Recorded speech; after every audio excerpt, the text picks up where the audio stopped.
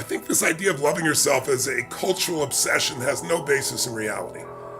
Here's the challenge. When you're born, what do you got to do to be loved? Nothing. You're fat, you shit all over, you throw up, and you're still beautiful, right? But the point is, in the beginning, you got to do nothing. And then the oxytocin wears off, and suddenly you do the same, scream or yell, throw your food, and now you get yelled at or hit, or the worst one of all, you get ignored. And then fear enters your body. And then the rest of your life, you're looking for, how can I get this unconditional love? Human beings have the longest period of dependency for survival of any creature other than other primates. Whales will be dependent for a year, birds for a few weeks, and boom, get your ass out there and fly, you know? It's a different world. We have this long dependency. It's just the nature of how we are. And then I thought to myself, so why don't we just have unconditional love all the time? And I think my answer is because then you never grow or give anything to life. You think everything is about you. And unfortunately, there are a large population of kids that were raised in a generation of parents that were helicopter parents that thought everything should be about the child, and they wonder why they're selfish today. Or why they, don't seem to have great relationships where you gotta be with somebody else, you gotta put somebody else ahead of you. That's what love is. Love is putting somebody else ahead of yourself. Loving yourself usually comes for most human beings by starting to have a value and just appreciating people, not because of what they do, not because of what they have, just because you feel their essence.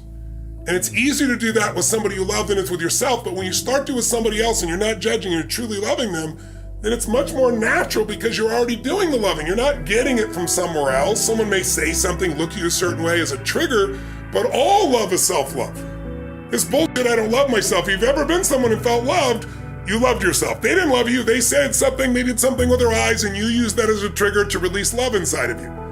But loving yourself every moment, all the time, is not the secret to success.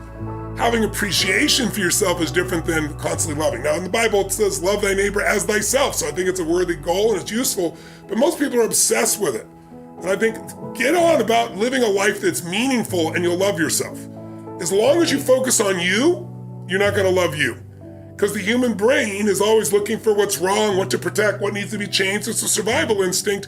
And so it's looking for things to fight or flight or try to freeze or pretend you're not there about yourself. But when you're in a bit of service, when you're trying to serve something more than yourself, that's when the higher part of your consciousness is there. That's when your heart is flowing. And when you're doing that, you're not thinking about you, and therefore you feel love. And I can tell you my own experience, no one else will have to earn love with me, but my strategy has been I gotta earn my own love. I'd say it's appreciating yourself. It's loving the people around you. And the more you can unconditionally love others, the more you'll unconditionally love yourself. But trying to start with yourself when you're not doing with others, forget it, it'll never happen. I think the more you find unconditional love for others, the easier it is to find in yourself. And I think the focus is serving and loving, and that's what will get you to the point where you start doing it. But if you want to speed it up, stack all the good you've done, you'll feel great about yourself. All those reactions are natural human reactions from ego. Because it's all about you, me, what I'm not getting, what I'm not doing, and that's why you're in pain. And so I'm not telling you like I haven't done this. I've done it too in the past, but it's an old pattern I don't really do anymore. And it used to affect me. Now, not a dominant one, I wouldn't have become who I've become.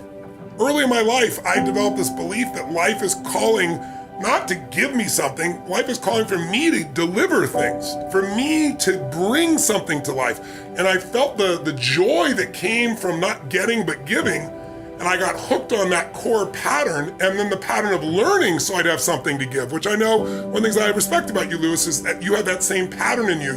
You're always trying to learn more because underneath it all, you also want to give it. You want it for you, but you want to share it, right? Today, people don't understand the power of their language, like toxic. We live in a culture now where people, you're evil or you're like me. The whole world, everybody else is immoral unless they do what you do, think what you think, experience what you think. We have this whole thing that words are evil, words are action, it's bullshit. And all it does is make you incredibly weak as a human being, and you're more than that. We all are more than that. There's so many kids that have been raised to be safe and secure every moment. Anything that's insecure or unsafe, they don't want to be a part of, including language. And what it does is make you incredibly weak and fearful. And that's why there's so many people that are angry all the time. Because they're angry because they're not growing. So don't get me wrong.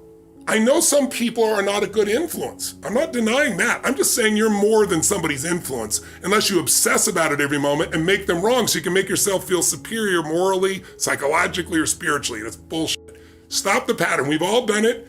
Catch yourself. Because if you want joy, happiness, and freedom and an extraordinary life, it will not come from blame. Never. There's no pride that comes from blame. I don't mean fake pride where you make shit up to feel good. I'm talking about real pride. Pride is something you earn. Like people tell me, oh, I have no self-esteem because my parents used to say this or they'd say that. I'd say that's such bullshit. I said it's bullshit, that's why you don't have self-esteem. Self-esteem does not come from what people say about you. Self-esteem comes from what you experience about yourself.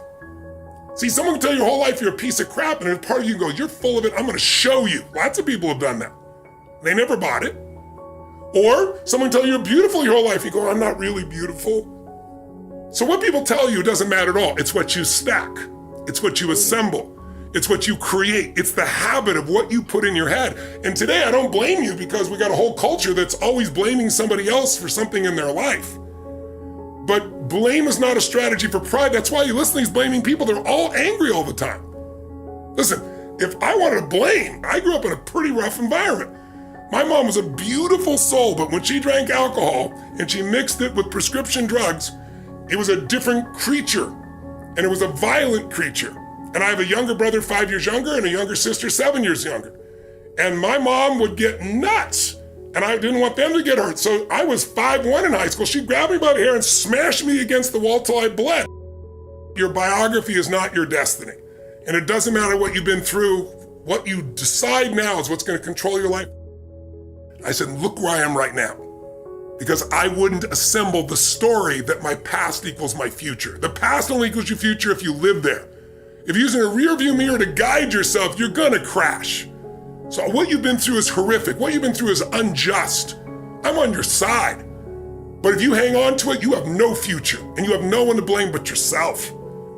But when you have no reference and all you do is go online, you talk to other people, making everybody else toxic and I'm like this and they didn't do that, then you get to have this shitty life just like those other people. Why are they online so much? Because they don't have a life, right? Don't be one of those. Free yourself from the chains of your past. I'm not saying your past doesn't matter, but listen, you've been hypnotized by a culture of weakness. There are people that you don't want to hang out with that will not serve you. But then move on. Don't sit there and talk about it constantly. Don't waste your time. If someone can get your goat, if someone can piss you off, if someone can make you feel less than, that's God coming to you saying, grow. You need some spiritual growth. There's got to be some change in your perception, your belief, your emotions, your spiritual look of life, so that can't happen anymore. It's like your growth is the only limit to your happiness. If you're not happy, you're not growing in some area. And usually it's a place where you're blaming, you're pointing the finger, but you can't control that. You can't make it not happen. What you have to do is become stronger than any of it so you're free. Freedom comes from growth. Freedom does not come from control. Because control is an illusion. You can't control everybody. No matter how hard you try, you can't control what they think or feel. And not everybody's going to be fair and just. And you're not in the place of being overweight because you lost your job. So stop the bullshit. Blame. Blame is not a strategy for a meaningful life. Blame is not a strategy for greatness. So you got to resolve that, number one. I think it's smart to focus on one thing primarily. It's good to focus on multiple things. It depends on your personality. Whichever thing you're most desirous of changing, whatever thing is giving you the most pain. And to me, the way to attack that, if you're not sure which area, is to start with the body. If you change the body, you'll change the emotions. If you change the emotions, you'll change your decisions, you'll change the quality of your life. Because the quality of your life is your emotions. It's not what you get. You can have $1 billion and commit suicide. People have done it, right?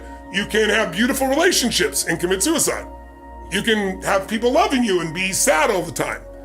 Our pattern of emotion is our home. And you have to upgrade your home. You have to train it. And one way to train it is the emotion comes from the way you move, the way you breathe, the way you speak. So there's certain things you got to do physically so you're strong enough to remember the truth. Because remember, fear is physical.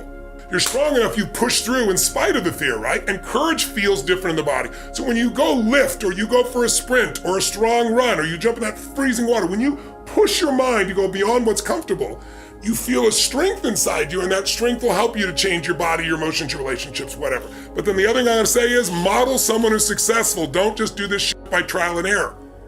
Like, find somebody who has what you want and figure out what are they doing different than you in their relationship.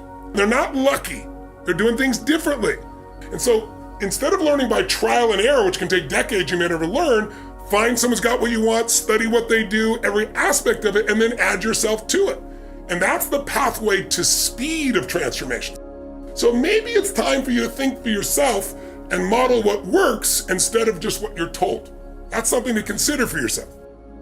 You need to put yourself in a position, if you're gonna be successful, is to have ideally your own business, or a business where the more value you add, the more you earn. You can work for someone else and do that. If you have stock options, you can do that. If you've got bonuses, if you really want an extraordinary life, if you're gonna grow, you need to make whatever business you're part of, even if you work for somebody else, you gotta think like an owner.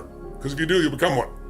And if you think like an owner and you're gonna succeed, then you gotta model the people that are successful. It's like why we put this challenge together. It's not just me. What's gonna make that business work or not is two things. Do you understand who your ideal client is? You can't be a client to everybody.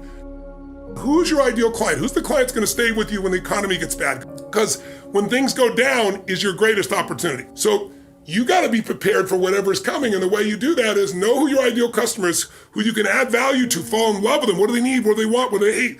And not fall in love with your product, fall in love with them so you can keep meeting their needs, and then come up with an irresistible offer. If you have those two things, you're gonna win. Life is not about me, life is about we. The quality of life is the quality of relationships, and relationships are grown by giving, not by demanding, not by judging. Love is the answer with strength. And you have to have love and strength together. If those two resources, anything can be transformed, anything can be accomplished, because with love and strength, you'll have a larger vision. I'd say constant, never-ending learning will make life not only interesting, but the meaningfulness will come because you'll have something to give, and that'll tie back to the first piece that I described. So I think greatness is service. In the end, it's not gonna make you happy, it's who you become, and it's who you've been able to touch. I think greatness is service. I think greatness is finding the way to do more for others than anybody else, because that'll also come back to you in spades from the standpoint of your own sense of internal pride, not external, but your own sense. Like, people could take away everything I have, they can't take away who I've become as a man by my service and by my growth. So I think purpose and having a sense of progress are the two things that create a great life. If you got a higher purpose than yourself, that's gonna give you the motivation and the energy to drive when everybody else is exhausted and you're exhausted. And if you're making progress, you'll feel the rewards that come from that. And I think those two are twin powers in a great life.